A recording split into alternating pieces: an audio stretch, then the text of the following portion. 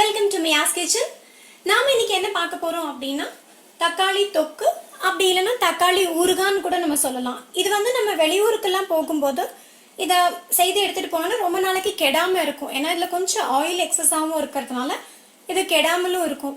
ஊருக்கெல்லாம் போகும்போது இட்லிக்கு தொட்டுக்கிறதுக்கெல்லாம் வந்து இது ஒரு நல்ல ஒரு காம்பினேஷனாக இருக்கும். அண்ட் வீட்லேயும் பார்த்தீங்கன்னா இதை நம்ம செய்து வச்சுக்கிட்டோம் அப்படின்னா தயிர் சாதத்துக்கு இல்லை எதுக்காக இருந்தாலும் ஒரு சைட் டிஷ் மாதிரி இதுவாகிடும். ஒரு நம்ம ஊறுகாய் வெளியில் வாங்குறதுக்கு பதிலாக இதையே நம்ம யூஸ் பண்ணிக்கலாம். இது செய்யறது வந்து ரொம்ப சிம்பிள். நிறைய ஒன்றும் இன்க்ரீடியன்ஸ் தேவை கிடையாது.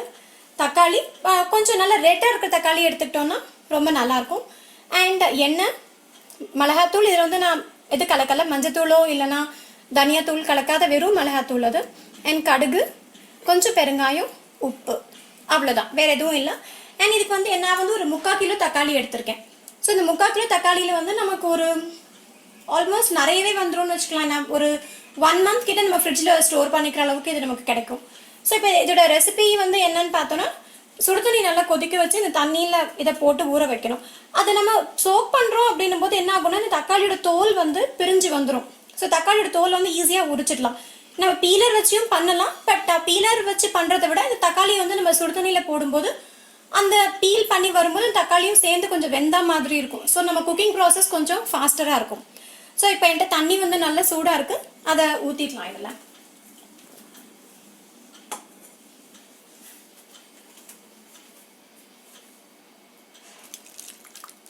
தண்ணி நல்லா கொதிக்கட்டும். நம்ம தக்காளி வந்து எவ்வளோக்கு எவ்வளோ நல்லா ரெட்டாக இருக்கும், நம்ம அந்த ஊறுகாவும் நல்லா ரெட்டாக வரும்.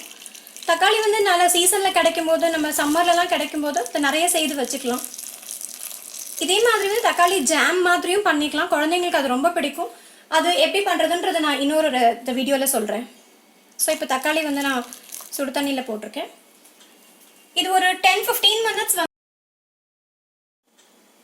இதை வந்து நம்ம ஒரு 10-15 மினிட்ஸ்க்கு வந்து அதை ஊற வைக்கலாம். அது கொஞ்சம் வேகட்டும் அந்த தக்காளி. அண்ட் தக்காளி எல்லாமே நல்லா டிப் ஆகிற மாதிரி பார்த்துக்கோங்க. அண்ட் அதுக்கப்புறம் நம்ம தோலை எடுத்துட்டு அரைச்சிடலாம். மிக்சியில் போட்டு அது நல்லா ஜூஸ் மாதிரி அரைச்சிடலாம். அதுக்கப்புறம் எப்படி பண்ணுறதுன்னு பார்க்கலாம். ஸோ இப்போ பார்த்தீங்கன்னா 10-15 மினிட்ஸ் ஆயிடுச்சு. அண்ட் தக்காளியில் வந்து ஒரு தோல் வந்து எப்படி பிரிஞ்சு வர்றது வந்து நமக்கு தெரியுது பாருங்கள், இந்த தக்காளியில், இதில் எல்லாத்துலேயுமே. ஸோ இப்போ நம்ம வந்து தக்காளியிலேருந்து தோலை பிரித்து எடுத்துடலாம். இல்லை தோலோட தான் போடணும் அப்படின்னு ஆசைப்படுறீங்கனாலும் தோலோட போட்டுக்கலாம். நான் வந்து இது 20 மினிட்ஸ் கிட்ட ஆச்சு. நான் தண்ணி போட்டு மூடி வச்சு அதுக்கப்புறம் ஆச்சு. ஆனால் நீங்கள் உடனே ஆகணும், 5 நிமிஷத்துலேயே ஆகணும் அப்படின்னு நினைக்கிறீங்கன்னா நம்ம அடுப்பில் வச்சு கூட தண்ணியை கொதிக்க வச்சு அதுலேயும் தக்காளியை போட்டும் தோலை இது சீக்கிரமாக வெளியே வந்துடும் அது. ஸோ இப்போ தக்காளியில் இருக்க தோல் எல்லாத்தையும் ரிமூவ் பண்ணி அப்புறமா அரைச்சி வச்சுக்கலாம். ஸோ இப்போ இந்த ஒரு தக்காளியிலேருந்து தோல் எப்படி பிரிக்கிறதுன்றதை பார்க்கலாம். அதே மாதிரி மொத்த தக்காளிக்கும் பண்ணிக்கலாம். நம்ம ரொம்ப தண்ணியில் ரொம்ப நேரம் இருந்துச்சுன்னா ரொம்ப ஈஸியாக வந்துடும் அது. ஸோ எடுத்து இந்த மேல் பாகத்தை கட் பண்ணிடலாம். அதே மாதிரி மற்ற எல்லா தக்காளிக்குமே நம்ம பண்ணிடலாம். ஸோ இப்போ பார்த்தீங்கன்னா நம்ம வந்து தக்காளியை வந்து நல்லா அரைச்சி வச்சாச்சு. தண்ணிலாம் எதுவுமே சேர்க்கல, உப்பு தண்ணி எதுவுமே சேர்க்காம வெறும் அந்த தக்காளி விழுதை மட்டும் நம்ம எடுத்துக்கலாம். அண்ட் இதை வந்து நான் வடிகட்டலை. சிலர் வந்து வடிகட்டணும்னு நினச்சிங்கனாலும் வடிகட்டிக்கலாம். அந்த தோலெல்லாம் எடுக்கிறது, தோல் நம்ம ஆல்ரெடி எடுத்துட்டோம், தோலோட போடுறவங்க தோல் எடுக்கிறதுக்காக வடிகட்டிக்கலாம். இல்லை அந்த சீட்ஸ் எல்லாமும் எடுக்கணும் அப்படின்னு நினைக்கிறவங்க அதையும் வடிகட்டி எடுத்துக்கலாம். பட் நான் அதெல்லாம் வடிகட்டாமல் அப்படியே தான் நான் எடுத்துக்கிறேன். அண்ட் இதில் வந்து நம்ம என்ன மசாலாலாம் போடணுமோ அதை அடுப்பில் வச்சே போட்டுக்கலாம்.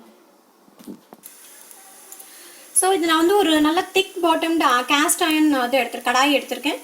ஸோ இதில் எண்ணெய் ஊற்றிக்கலாம். கொஞ்சம் எண்ணெய் இதுக்கு கொஞ்சம் நிறைய தான் தேவைப்படும். ஏன்னா நான் ஊறுகான்னு சொன்னேன் இல்லைங்களா, கொஞ்சம் நிறைய தான் எண்ணெய் தேவைப்படும்.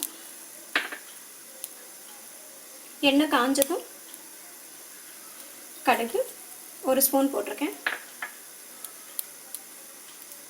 அண்ட் இதில் வந்து நம்ம பெருங்காயத்தை வந்து எண்ணெயில் போட வேண்டாம், இந்த விழுதை ஊற்றிட்டு அதுக்கப்புறமா போடலாம். கடுகு பொரியட்டும்.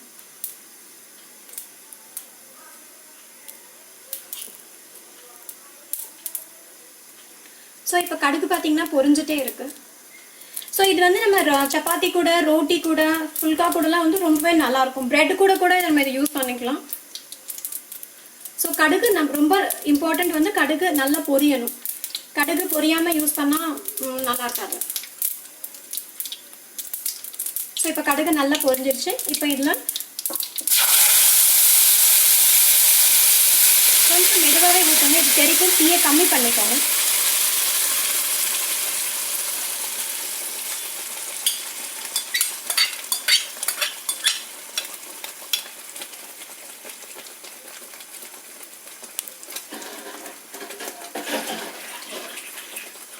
அண்ட் இப்போ இதில் தேவையான பெருங்காயம், நான் ஒரு 1/2 ஸ்பூன் பெருங்காயம் வச்சுருக்கேன்.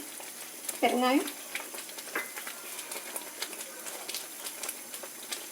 அண்ட் டீ கம்மியாகவே இருக்கட்டும். அண்ட் இதுக்கு தேவையான மிளகாத்தூள், இதில் வந்து நான் மஞ்சத்தூளோ தனியாத்தூளோ எதுவும் சேர்க்கலை.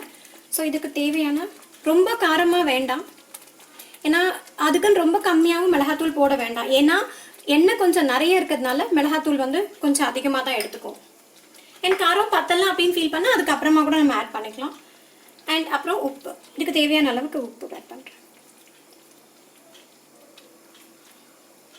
இப்போ இதை நல்லா மிக்ஸ் பண்ணிவிட்டு இது நல்லா கொதிக்கணும். ஆக்சுவலாக நல்லா கொதிச்சு இந்த நம்ம ஊற்றிருக்க எண்ணெய் வந்து நல்லா செப்பரேட் ஆகி வரணும். எண்ணெய் வந்து மேலே மிதக்கணும். அந்த அளவுக்கு இது வந்து தக்காளி நல்லா கொதிக்கும். அண்ட் இந்த கொதிக்கிறப்ப பார்த்தீங்கன்னா ஃபஸ்ட்டெல்லாம் கொதிக்கிறப்ப பிரச்சனை இருக்காது. ஆனால் அது சுண்டை வந்து அப்படியே சுண்டிகிட்டே வரும்போது என்ன ஆகும்னா நம்ம மேலே ரொம்ப தெரிக்கும். ஸோ பெட்டர் மூடி வச்சுட்டு கொதிக்க வைக்கலாம். அப்போ தான் அந்த நம்ம போட்டிருக்க மிளகாத்தூளோட அந்த வாசனை, பச்சை வாசனை எல்லாம் போகும். இதில் வந்து சிலர் வந்து பூண்டும் சேர்த்துப்பாங்க. பூண்டு சேர்க்கணும்னு நினைக்கிறவங்க பூண்டும் சேர்த்துக்கலாம். முழு பூண்டு வேணாலும் அந்த எண்ணெயில் போட்டுட்டு அதுக்கப்புறம் நம்ம பண்ணிக்கலாம். இல்லை நீங்கள் வந்து இதுலேயே நம்ம அரைச்சிக்கலாம். தக்காளி கூடவே சேர்த்து இதை அரைச்சியும் சேர்த்துக்கலாம். ஸோ இது நல்லா கொதிக்கட்டும். இது வந்து நல்லா கொதிக்க வந்து பார்த்தீங்கன்னா ஒரு 20 25 நிமிஷம் கிட்ட ஆகும் கொதிக்கிறதுக்கு. நல்லா கொதிச்சு அந்த சுண்டி பதத்துக்கு வரதுக்கு. ஸோ அது வரைக்கும் இது கொதிக்கட்டும். இப்போ நல்லா கொதி வருது பாருங்கள். அண்ட் இதில் தண்ணி இல்லை அப்படிங்கிறதுனால உங்களுக்கு தெரியுதுங்களா, மேலே தெரிக்குது பாருங்கள். ஸோ அதை வந்து நம்ம ஒரு தட்டு போட்டு மூடி வச்சு கொதிக்க வைக்கலாம். ஸோ இது வந்து நம்ம தக்காளி தொக்கு வந்து கொதிச்சுட்டு இருக்கு. இப்போ பார்த்தீங்கன்னா நம்ம ஊற்றின எண்ணெய்லாம் வந்து மேலே மிதக்க ஆரம்பிச்சிருக்கு பாருங்கள். ஸோ அப்போ இன்னும் கொஞ்சம் இது வந்து ஃபுல்லாக ஒரு திக்கான பேஸ்ட் மாதிரி வரல. ஸோ இன்னும் கொஞ்சம் கூட அது கொதிக்கணும். நம்ம ஊற்றின எல்லா எண்ணெயும் வந்து பார்த்திங்கன்னா மேலே வந்து அப்படியே மிதக்க ஆரம்பிச்சிடும். எண்ணெய் கொஞ்சம் கொஞ்சமாக மேலே மிதக்குது, பட் மொத்தமும் வெளியே வந்துடும். அப்போ தான் அது வந்து அது கரெக்ட் பதத்தில் இருக்குதுன்னு அர்த்தம். ஸோ இது நான் வச்சு ஒரு 12 மினிட்ஸ் கிட்ட ஆயிருக்கு. இன்னும் ஒரு 5 மினிட்ஸ், ஒரு 5 to 7 மினிட்ஸ் வச்சோன்னா நமக்கு தேவையான கரெக்டான கன்சிஸ்டன்சியில் வந்துடும். அப்போ இறக்கிடலாம். ஸோ இன்னும் ஒரு 5-10 மினிட்ஸ் ஆகட்டும், பார்க்கலாம். ஸோ இப்போ பார்த்தீங்கன்னா நம்ம ஊற்றின எண்ணெய் எல்லாமே மேலே மிதக்க ஆரம்பிச்சிருச்சு. அண்ட் இது வந்து ஒரு நல்ல சுருண்டு வந்துருச்சு பாருங்கள். இப்போ நம்ம கலக்கும் போதே அந்த கடாயில் ஒட்டாமல் வருது. ஸோ இதுதான் நம்ம பதம். இதை இப்படியே இறக்கிக்கலாம். நான் சொன்னேன் இல்லைங்களா, தக்காளி வந்து பார்த்தீங்கன்னா ரொம்பவே உடம்புக்கு நல்லது. நம்ம நிறைய சேர்த்துக்க மாட்டோம். குழந்தைங்கலாம் குழம்புல அதிலெல்லாம் போட்டோன்னா அதை அப்படியே எடுத்து போட்டுருவாங்க. அண்ட் நம்ம வந்து எல்லாத்துலேயும் முக்கால்வாசி அந்த தோல் வந்து திப்பியாக தெரியும் அப்படின்னு சொல்லி நம்ம என்ன பண்ணுவோம், தோலை வந்து தூக்கி போட்டுருவோம். அந்த தோலை எடுத்துகிட்டு தான் நிறைய இதை சமைக்கிறோம். ஆனால் தோலில் தான் வந்து பார்த்திங்கன்னா கெரோட்டினாய்ட்ஸ் வந்து ரொம்ப ஜாஸ்தியாக இருக்குது. நம்ம பாடி வந்து தக்காளியில் இருக்க அந்த கெரோட்டின் அந்த சத்தை வந்து நம்ம பாடி அப்சார்ப் பண்ணிக்கிறது. தோலோடு இருந்துச்சுன்னா அப்சார்ப்ஷன் வந்து கொஞ்சம் ரொம்ப ஜாஸ்தியாக இருக்குது அப்படின்னு சொல்லி சொல்கிறாங்க. ஸோ முடிஞ்ச அளவுக்கு நம்ம தக்காளியை தோலோடவே யூஸ் பண்ணிக்கலாம். அண்ட் இதில் வந்து கெரோட்டின்ஸ் அண்ட் பெப்டின்ஸ் வந்து ரொம்ப ஜாஸ்தியாக இருக்கிறதுனால உடம்புக்கு வந்து ரொம்ப நல்லது. விட்டமின் ஏ, விட்டமின் ஈன்னு நிறைய இருக்குது. ஸோ தக்காளி எந்த அளவுக்கு நம்ம சேர்த்துக்க முடியுமோ நம்ம சேர்த்துக்கலாம் சாப்பாட்டில். அண்ட் இது தக்காளி ஊறுகாய் அப்படிங்கிறது வந்து பார்த்திங்கன்னா நம்மளோட தமிழர் பண்பாடில் ரொம்பவே பழைய, ரொம்ப வருஷமாக அதை யூஸ் பண்ணிகிட்ருக்காங்க. நம்ம ஊறுகாய் வந்து கடையில் போயிட்டு வாங்கணுன்னா ரொம்ப எக்ஸ்பென்சிவாக இருக்கும். பட் வீட்டில் பண்ணும்போது இது ரொம்ப சிம்பிளாகவும் முடிஞ்சிடும். அண்ட் டேஸ்ட்டும் ரொம்ப நல்லாயிருக்குங்க. நீங்கள் சாப்பிட்டு பார்த்தீங்கனாலே உங்களுக்கு புரியும். நான் சொல்கிறத விட நீங்கள் செய்து சாப்பிட்டு பாருங்கள். அப்போ உங்களுக்கு வந்து நான் சொல்கிறது வந்து புரியும். இந்த டேஸ்ட் நம்ம கடையில் வாங்குறது மாதிரியே இருக்கும். கடையில் வந்து பார்த்தீங்கன்னா பூண்டு போட்டிருப்பாங்க. நம்ம இதில் பூண்டு போடலை. நான் சொன்ன மாதிரி நீங்கள் பூண்டு வேணும்னாலும் பூண்டு போட்டுக்கலாம். ஸோ நம்மளோட தக்காளி தொக்கு இல்லை தக்காளி ஊறுகாய் எப்படி வேணால் வச்சுக்கலாம். ரொம்பவே நல்லா வந்திருக்கு. அண்ட் கரெக்ட் பதத்துக்கு வந்துடுச்சு. எண்ணெய் நம்ம ஊற்றின எண்ணெய் எல்லாம் வெளியே வந்து இது சுருண்டு கலரே மாறிடுச்சு. இப்போ நம்ம போட்டப்போ இருந்த அந்த ஒரு ஆரஞ்சு கலர் போயிட்டு இப்போ வந்து ஒரு நல்ல ஒரு ரெட் கலரில் ஆயிடுச்சு. ஸோ அந்த ஊறுகாய் கலருக்கு வந்துடுச்சு. ஸோ இதை எடுத்து நம்ம சர்வ் பண்ணிடலாம். ஸோ நம்ம இதை வந்து ஒரு டப்பாவில் போட்டு நம்ம ஒரு நல்ல டைட்டாக ஒரு ஏர்டைட் பாக்ஸில் போட்டு ட்ரான்ஸ்ஃபர் பண்ணி வச்சுக்கிட்டோம்னா ஒரு 1 மந்த் கிட்டே வந்து நமக்கு ரொம்ப நல்லாயிருக்கும். அண்ட் ஃப்ரிட்ஜில் வந்து நம்ம ஸ்டோர் பண்ணிக்கலாம். இதை இல்லை வெளியிலையுமே நல்லாயிருக்கும். ஊருக்கெல்லாம் போகும்போது இதை எடுத்துகிட்டு போனோன்னா ஐ திங்க் கூட ஒரு இட்லி எக்ஸ்ட்ராவாக உள்ளே போகும்னே சொல்லலாம். அந்தளவுக்கு ரொம்ப நல்லா வந்திருக்கும். நீங்கள் ட்ரை பண்ணி பாருங்கள்.